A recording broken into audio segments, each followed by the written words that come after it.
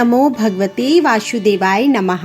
आज मैं आप सभी के समक्ष आषाढ़ मास महात्म्य में अध्याय 4 प्रस्तुत कर रही हूँ। इससे पूर्व के अध्याय चैनल पर अपलोड किए गए हैं, चैनल पर जाकर जरूर सुनें तथा विष्णु पुराण में अध्याय 4 को सुनने के लिए वीडियो को अंत तक देखें।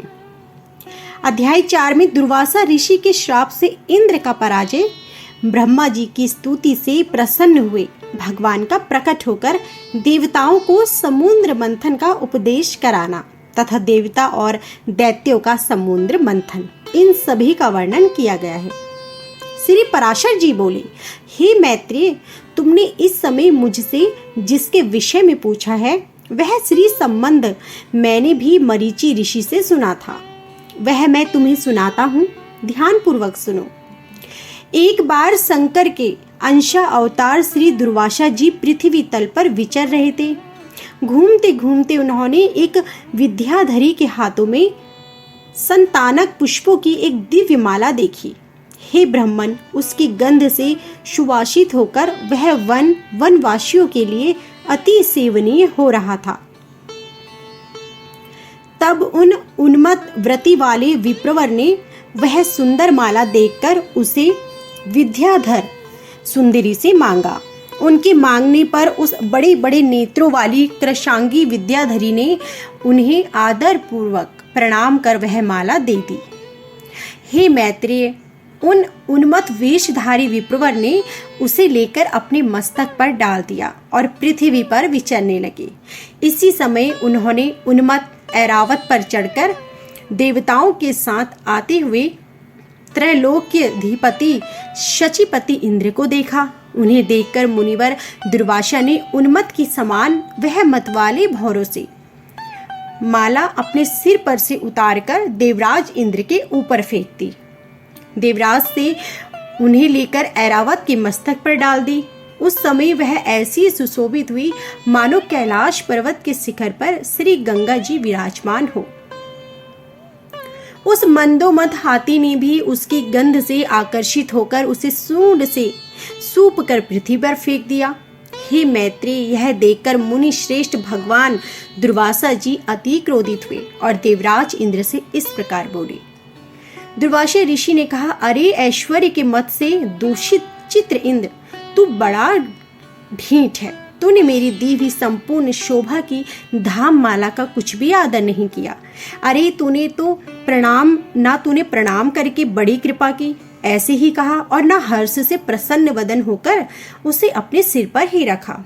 हेरे मुड, तूने मेरी दी हुई माला का कुछ भी मूल्य नहीं किया, इसलिए तेरा त्रिलोकी का वैभव नष्ट हो जाएगा। इंद्र, निश्चय ही तू मुझे और ब्राह्मणों के समान ही समझता है, इसलिए तुझ अति मानी ने और अभिमानी घमंडी ने इस प्रकार मेरा अपमान किया है।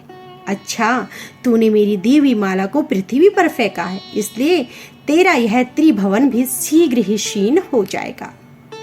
हे देवराज, जिसके क्रुद्ध होने पर संपूर्ण चराचर जगत भयभीत होता है, उसे मेरे ही तूने अति गर्व से इस प्रकार अपमान किया है।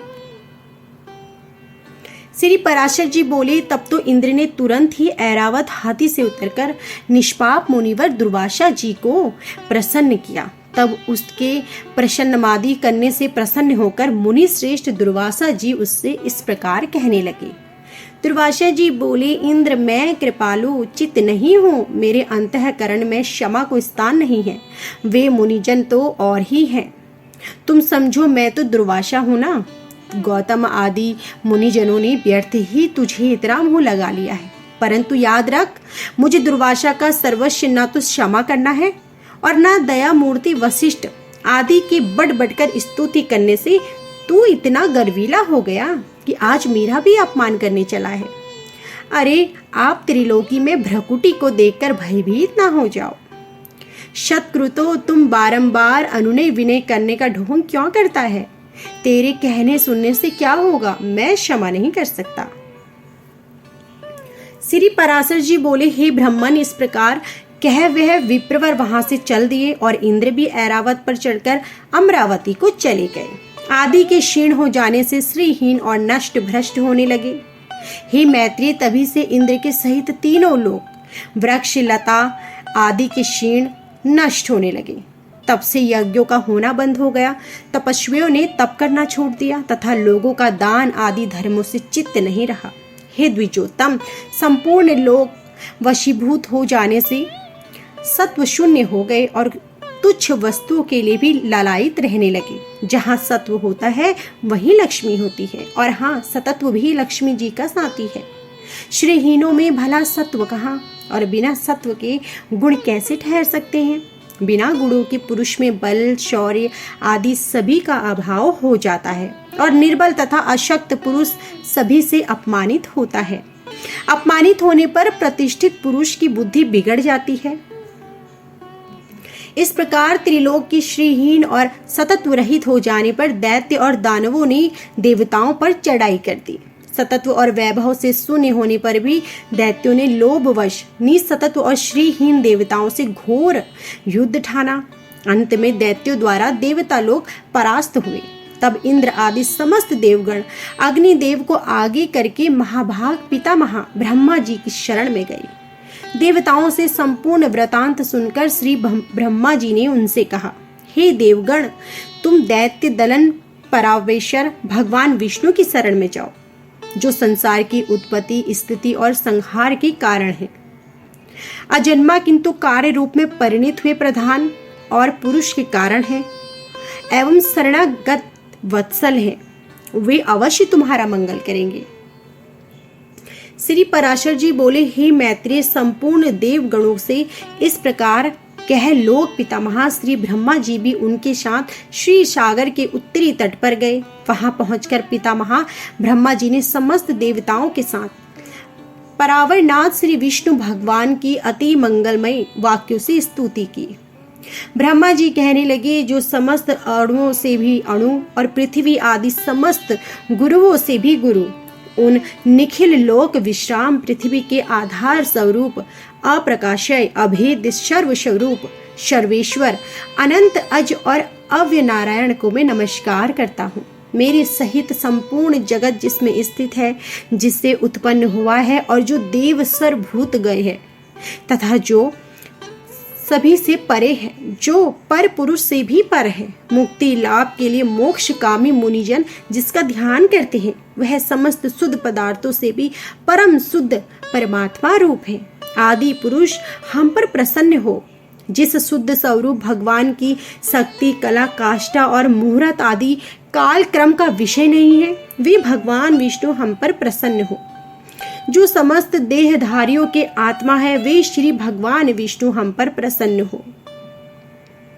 जो कारण और कार्य रूप हैं तथा कारण के भी कारण हैं और कार्य के भी कार्य हैं, वे श्री हरि हम पर प्रसन्न हो। उसके कार्य भूत पंच का भी कार्य जो स्वयं है, उदर जो उसके कार्य का भी कार्यभूत है, प्रजापतियों के पुत्र पौत्र आदि हैं, उसे हम प्रणाम करते हैं। तथा जो जगत के कारण है, कारण के भी कारण है, उन्हें हम बारंबार प्रणाम करते हैं। जो भोक्ता और भोग्य और सृज्य तथा कर्ता है, जो विशुद्ध बोध स्वरूप अजन्मा अक्षय है और अभिकारी है, वही विष्णु का परम पद है। वही भगवान विष्णु का नित्य निर्मल परम पद है। हम उनको बारंबार प्रणाम करते हैं।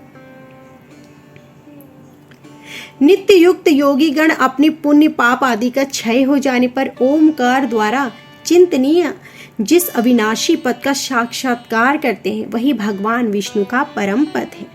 हम उन्हें बारंबार प्रणाम करते हैं। हे सर्वेश्वर, हे सर्वभूत आत्मान, हे सर्वरूप, हे सर्वाधर, हे अच्युत, हे विष्णु, हम भक्तों पर प्रसन्न होकर हमें दर्शन दीजिए।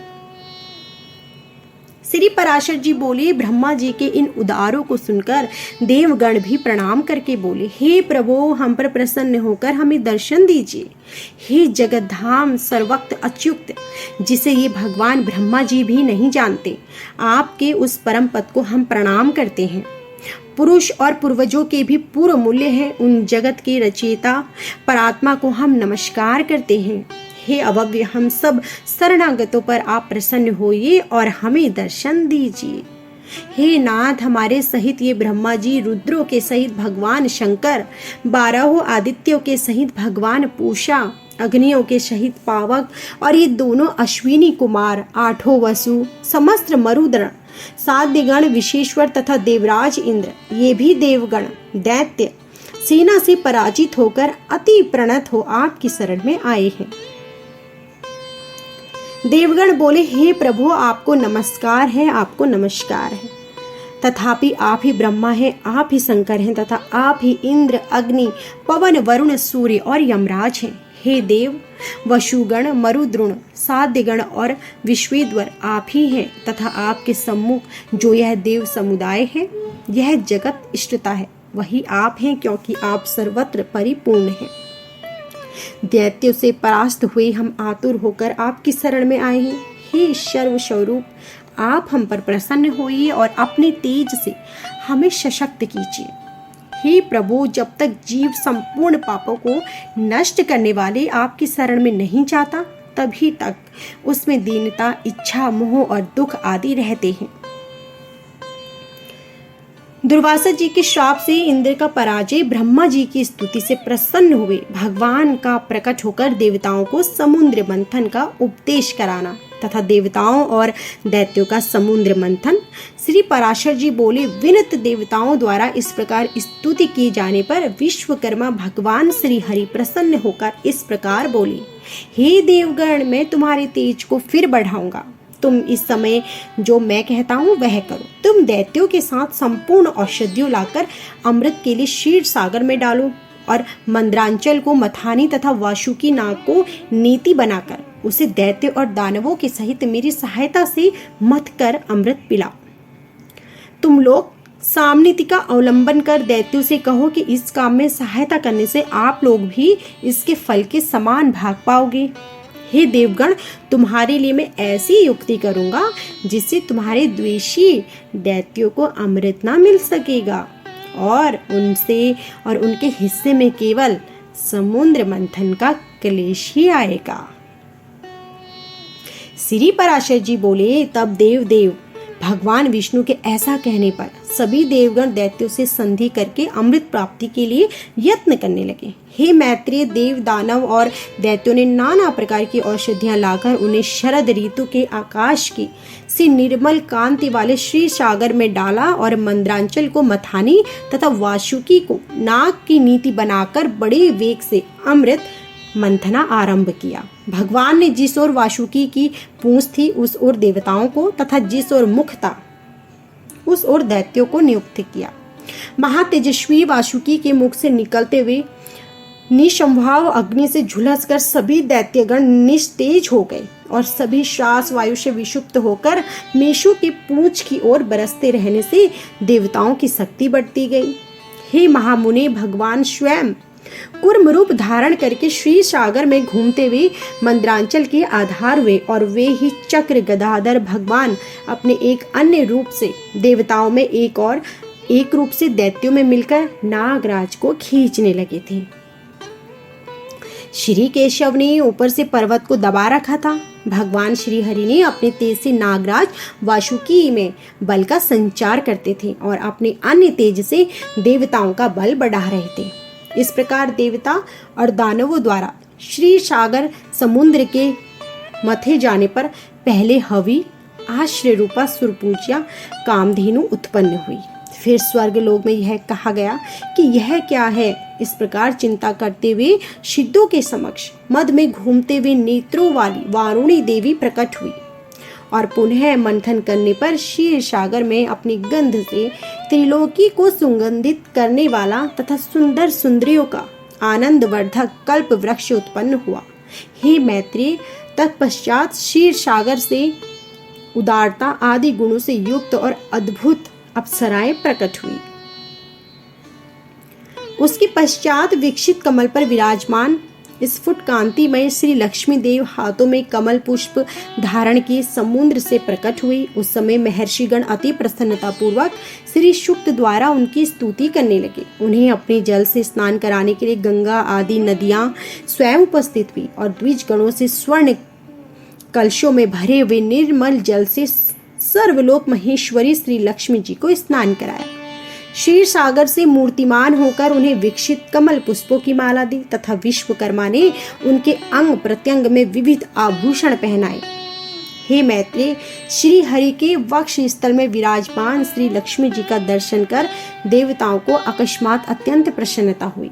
और हे महाभाग, लक्ष्मी जी से परित्यक्त होने के कारण भगवान विष्णु के विरोधी विप्रचित होकर दैत्यगण परम उद्विग्न हुए।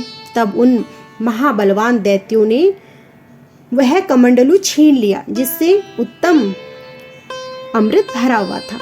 अतः स्त्री यानी मोहिनी रूप धारिणी भगवान विष्णु ने अपनी माया से दानवों को मोहित कर उनसे वह कमंडलू लेकर देवताओं को दे दिया। तब इंद्र आदि देवगण उस अमृत को पी गए। इससे दैत्य लोग अति तीखे खंड आदि शस्त्रों से सुसज्जित हो उन पर टूट पड़े, किंतु अमृत पान के कारण बलवान हुए देवताओं द्वारा मारी काटी जाकर दैत्यों की संपूर्ण सेना दिशा विदिशाओं में भाग गई और पाताल लोक में चली गई। हे मुनि श्रेष्ठ, उस समय से प्रखर तेजो युक्त भगवान सूर्य मार्ग से तथा अंत तारागण भी अपने अपने मार्ग से चलने लगे। सुंदर दीप्तिशाली भगवान अग्निदेव अत्यंत प्रज्वलित हो उठे और उसी समय से समस्त प्राणियों की धर्म में प्रवृत्ति हो गई। हे द्विजोत्तम, त्रिलोकी श्री संपन्न हो गई और देवताओं में श्रेष्ठ इंद्र भी पुनः श्रीमान हो गए। इंद्र बोले, संपूर्ण लोकों की जननी विकसित कमल के सदृश नेत्रों वाली भगवान विष्णु के वक्ष स्थल में विराजमान कमलों द्वारा श्री लक्ष्मी जी को मैं नमस्कार करता हूँ। कमल ही जिनका निवास स्थान है, कमल ही जिनके कर कमलों में सुशोभित है तथा कमल दल के समान ही जिनके नेत्र हैं, उन कमल मुखी कमलनाथ प्रिया श्री कमला देवी की मैं वंदना करता हूँ। तुम सिद्धि हो, स्वदा हो, स्वाहा हो, सुधा हो और त्रिलोकी को पवित्र करने वाली हो तथा तुम ही संध्या रात्रि प्रभा विभूति मेधा हो, श्रद्धा और सरस्वती हो। तो यह थी आज की हमारी संपूर्ण कथा। आशा करती हूँ कि आपको हमारी यह वीडियो पसंद आई होगी। यदि आपको हमारी कथा पसंद आई हो तो वीडियो को लाइक करना ना भूलें।